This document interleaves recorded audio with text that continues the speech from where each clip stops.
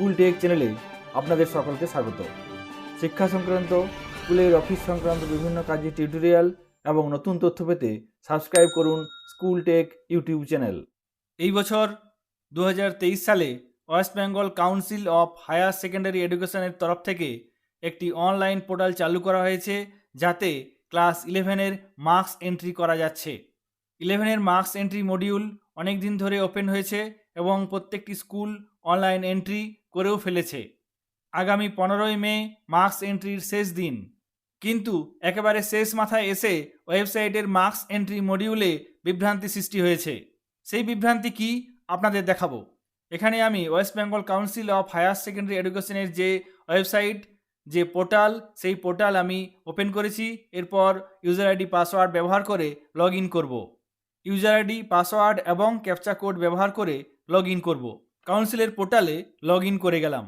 এরপর marks entry করার জন্য বাঁদিকে যে অপশানগুলি আছে তার নিচের দিকে মার্কস আপলোড একটি অপশান আছে, সেই মার্কস আপলোড অপশানে ক্লিক করব। তাহলেই ক্লাস 11 চলে আসবে। এই ক্লাস 11 অপশানটিতে ক্লিক করব। এই অপশানটিতে ক্লিক করলে স্টুডেন্ট মার্কস আপলোড এই পেজটি খুলে যাবে, যেখানে নতুন একটি নোটিফিকেশান দেওয়া হয়েছে। Subject change as per registration certificate has been applied, verify and correct marks accordingly. অর্থাৎ আমরা এতদিন ধরে যে সাবজেক্টে সিরিয়াল ওয়াইজ মার্কস এন্ট্রি করে এসেছি, সেই সিরিয়াল আর নেই।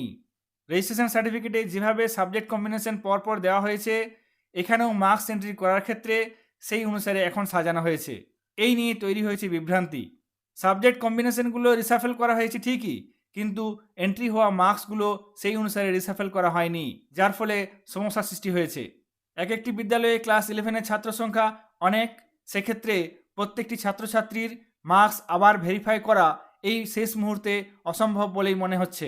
কাউন্সিলের তরফ থেকে এই ধরনের পরিবর্তন আগে করলেই হয়তো ভালো হতো। মার্কস এন্ট্রি করার ক্ষেত্রে এই অবস্থায় প্রত্যেকটি বিদ্যালয় সমস্যায় পড়েছে। এদিকে 15ই মে মার্কস আপলোড করার শেষ তারিখ। এই মতো অবস্থায় কিভাবে প্রত্যেকের নাম্বার আবার ভেরিফাই করা হবে সাবজেক্ট ওয়াইজ, সেটি একটি সমস্যার বিষয়। আপনাদের দেখানোর চেষ্টা করব আসলে সমস্যাটা কি হয়েছে।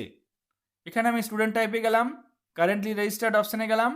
এরপর আমি এখানে সার্চ অপশানে ক্লিক করব। এখানে সমস্ত স্টুডেন্টের লিস্ট চলে আসবে। এখানে দেখুন মার্কস এন্ট্রি অলরেডি হয়ে গেছে। প্রথম যখন মার্কস এন্ট্রি শুরু হয়, তখন সাবজেক্টগুলি রেজিস্ট্রেশন সার্টিফিকেট অনুসারে সাজানো ছিল না।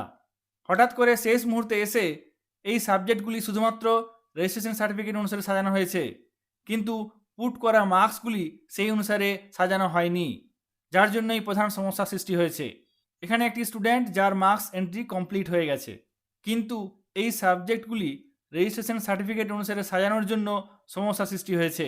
এখানে এডিট অপশানে ক্লিক করব। কাল রাত থেকে এই সমস্যা সৃষ্টি হয়েছে। এই মার্কস আপলোডের অপশানটি আর খোলা যাচ্ছে না এবং এখানে লোডিং হয়েই যাচ্ছে এবং একটি ইন্টারনাল এরর এই ধরনের মেসেজ চলে আসছে।